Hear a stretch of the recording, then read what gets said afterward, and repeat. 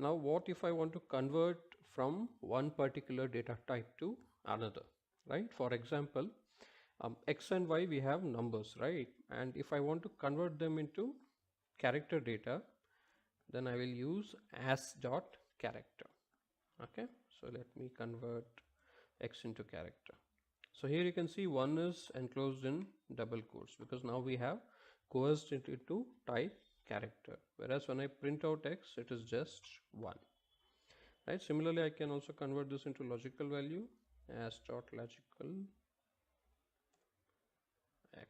So it is now converted into true.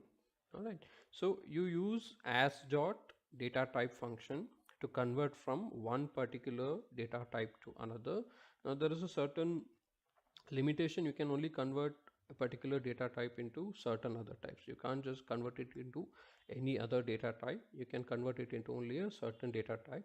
So what I would suggest is that you try this out. You create all these different variables having these different data types, then use the class function or the each dot data type function to test their data type, and then use as dot data type to convert from one particular data type to another. Then you'll figure out what data type can be converted into some other data type, right? And we'll also look at this as we move through the course, right? As we move through the course, we'll be testing for data types. We'll be converting a data type from one particular type to another one. So as we move through the course, we'll also see these functions coming up slowly, and we'll be using them to test the data type.